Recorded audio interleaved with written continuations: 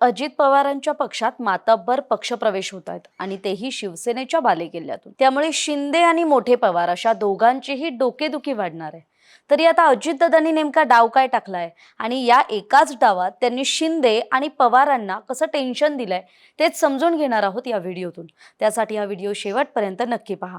नमस्कार, मी कोमल सकाळमध्ये आपलं स्वागत। लोकसभा विधानसभा निवडणुकीनंतर आता स्थानिक स्वराज्य संस्थांच्या निवडणुकांचे वेध लागलेत आणि त्याच पार्श्वभूमीवर जळगाव जिल्ह्यात अजित पवार गटात होणारं मोठं इनकमिंग राष्ट्रवादीला बळ देणारं जरी असलं तरी ते शिंदेंच्या शिवसेनेची डोकेदुखी वाढवणारं ठरतंय। कारण विधानसभेच्या अभूतपूर्व यशानंतर महायुतीच्या सत्ता नाट्यात बऱ्याच घडामोडी घडल्या। फडणवीसांच्या मुख्यमंत्री पदाला बिनशर्त पाठिंबा देऊन अजित पवारांनी पहिला सावध डाव टाकला, ज्यामुळे खरं तर शिंदे आणि अजित पवारांमध्ये दुरावा निर्माण झाल्याची चर्चा झाली। त्यातच शिंदे एकटे पडल्याची सुद्धा चर्चा होतीये। पण पुढे उपमुख्यमंत्री पदाची शपथ घेत शिंदेंनी फडणवीसांच्या सरकारमधील सत्तेचा वाटा उचलला। तरीही तीन चेहरे असलेल्या या सरकारमध्ये शिंदेंना साईडलाईन केलं जात असल्याची चर्चा सुद्धा होती। आता अजित पवारांची खेळी पवारांना धक्का, हे नेमकं काय आहे?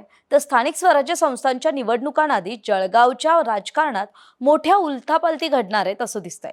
कारण याआधीच दोन माजी मंत्र्यांसह काही माजी आमदारांनी राष्ट्रवादी काँग्रेस शरदचंद्र पवार पक्षाची तुतारी सोडून अजित पवारांच्या राष्ट्रवादीचं घड्याळ हाती बांधण्याचा निर्णय घेतलाय। माजी मंत्री गुलाबराव देवकर यांचा अजित पवार गटातील पक्षप्रवेश हा मागील काही महिन्यांपासून रखडला होता। मात्र उद्या देवकर यांच्यासह जळगाव जिल्ह्यातील शरद पवारांचे खंदे समर्थक मानले जाणारे माजी मंत्री डॉक्टर सतीश पाटील, माजी विधान परिषद सदस्य दिलीप सोनवणे, चोपड्याचे माजी आमदार कैलास पाटील, पाचोऱ्याचे माजी आमदार दिलीप वाघ, जिल्हा बँकेच्या माजी संचालिका तिलोत्तमा पाटील हे सगळेच अजित पवार यांच्या राष्ट्रवादी काँग्रेस पक्षात प्रवेश करणार आहेत। त्यामुळे अजितदादांचं मनगट आणखी बळकट होणार आहे आणि शरद पवारांच्या पक्षासाठी मात्र हा मोठा धक्का मानला जातोय। कारण पवारांच्या राष्ट्रवादीतून जरी हे लोक येत असले आणि राष्ट्रवादीला बळ देत असले तरी ते कुठेतरी शिवसेना शिंदे गटाची डोकेदुखी वाढवणारं ठरणार आहे। त्याचं कारण असं की शरद पवारांचा पक्ष सोडून अजित पवार गटात सामील होण्याच्या तयारीत असलेले माजी मंत्री गुलाबराव देवकर, डॉक्टर सतीश पाटील आणि इतर माजी आमदारांनी राजकीय पार्श्वभूमी पाहिली तर हे सर्व शिंदे गटाचे कट्टर विरोधक राहिलेले आहेत। त्यामुळे हा शिंदेंना मोठा धक्का आहे असंही बोललं जात आहे।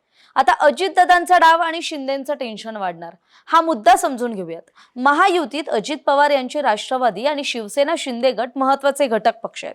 त्यामुळे अजित पवार यांच्या गटात पक्षप्रवेश केल्यानंतर हे सगळे पूर्वीचे मतभेद विसरून लगेच शिंदे गटाशी जुळवून घेतील का, हा मोठा प्रश्न आहे।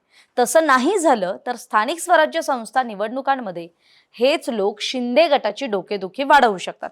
जळगाव जिल्ह्यात महायुतीत भाजप हा सर्वात मोठा पक्ष आहे। त्यानंतर दुसऱ्या स्थानी शिंदे गटाची शिवसेना याची ताकद जिल्ह्यात आहे। त्यामुळे शिंदे गटाला रोखण्यासाठी भाजपकडूनच अजित पवार यांना बळ दिलं जात असल्याची शंका घेतली जाते। कारण शिंदे गटाचे आमदार असलेल्या जळगाव ग्रामीणचे गुलाबराव पाटील, एरंडोल पारोळ्याचे अमोल पाटील आणि पाचोऱ्याचे किशोरप्पा पाटील, चोपड्याचे चंद्रकांत सोनवणे, मुक्ताईनगरचे चंद्रकांत निंबा पाटील हे खरं तर या मतदारसंघांवरच अजित पवारांचा डोळा आहे। त्यामुळे भाजपला फ्री हिट आणि शिंदेना मात्र दणका, अशी एकूण भूमिका आहे का अजितदादांची। कारण एकीकडे शिंदेंच्या बालेकिल्ल्यातून दणादण इनकमिंग करून घेणारे अजितदादा भाजप समोर मात्र गुणी बाळ बनून संसार करताना दिसतात। भाजपचं आणि त्यांच्या श्रेष्ठींचं मन दुखावेल असं काहीही करण्याची त्यांची इच्छा होत नाहीये। मात्र त्यांच्याच महायुतीतल्या तिसऱ्या पार्टनरला अर्थात शिंदेना ते वेगळी ट्रीटमेंट देत आहेत। एकीकडे भाजपच्या बहुमतापुढे हतबल झालेल्या शिंदेंना आता अजितदादा सुद्धा बेजार करतायत आणि म्हणूनच त्यांचं हे पाऊल ठरवून तर उचललं जात नाहीये ना, असा प्रश्नही निर्माण होतोय। कारण भाजपचे आमदार ज्या मतदारसंघात आहेत तिथेच अजित पवारांच्या कोणत्याही हालचाली दिसून येत नाहीयेत। त्यामुळेच काय, जळगाव जिल्हा जो खरं तर शिंदेंच्या शिवसेनेचा बालेकिल्ला मानला जातो, त्या शिंदेंच्या शिवसेनेसमोर आता विरोधकांसोबतच अजितदादांच्या खेळीपासून सुद्धा सावध होत आपला पक्ष टिकवण्याचं मोठं आव्हान आहे। त्यामुळे अजित पवारांचा खरं तर एक डाव शिंदे आणि पवारांना जड जाणार का, हे येत्या स्थानिक स्वराज्य संस्थांच्या निवडणुकांनंतरच कळेल। आपल्याला याविषयी काय वाटतंय, आपली मतं कमेंट करून जरूर सांगा। धन्यवाद।